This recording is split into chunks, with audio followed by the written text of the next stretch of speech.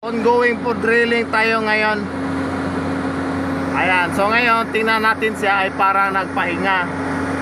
Pero sa totoo lang ay binaba niya yung kadugtong niya no, sa ilalim mga idol. Ayan. Pag masagad na yan mga idol, bago yan iikot yung rotary. Ayan. So sagad niya, kaya iikot na yung rotary. So ngayon, wala pa tayong waste. So nag-abang tayo ng waste no. Maya yan, pag mayroon ng waste, bago natin ikarga. So ngayon, pahinga muna tayo.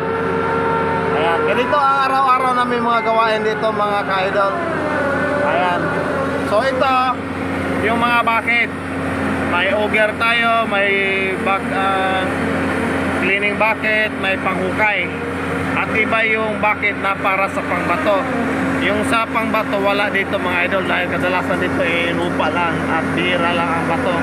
Kung matamaan ng bato bago namin kukunin yung para sa pangbato no.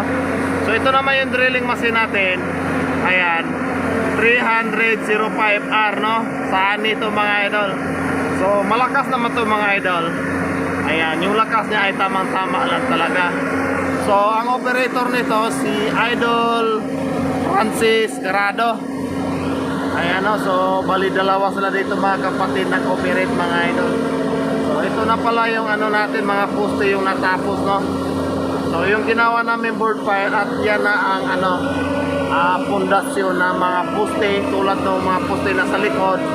Ayan, so dito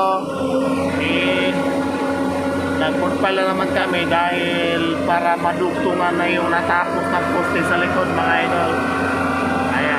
So balikan natin yung sani, yung drilling machine sani. So ito, malakas ito. Ang lakas ng ikot ng machine ito nasa 120 tulinada. No, grabe ang lakas sa pag-ikot nito mga idol. So medyo malaki dito mga idol. Ang kabuuan nito nasa mga 60 or 70 tulinada mga idol.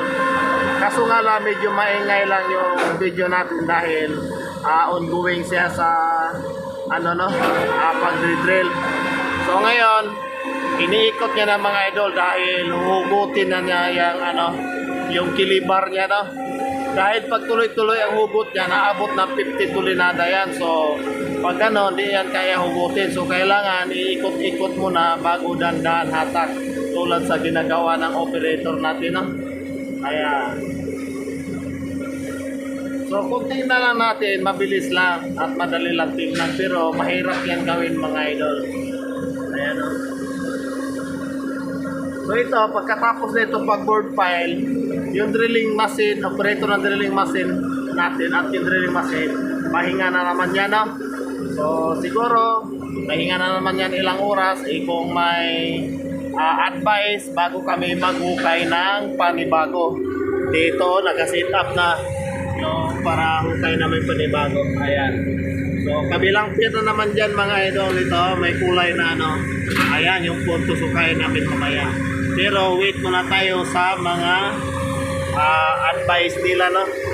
Dahil i-check nila muna bago tayo magawa ng panibago. So kailangan tapusin muna ito. Ayan. So ngayon panoorin natin mga idol. Hinugot na niya yung kilibar mga idol. Yung hinugot niyan mga idol, ang pangalan niyan ay kilibar. Ayan, so nakita na natin yung bucket mga idol.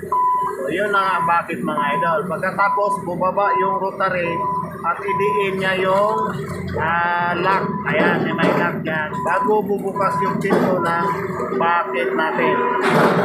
So ayan o. Mga idol. So ngayon, babalik na naman yan. So hindi yan madali itapat sa butas no.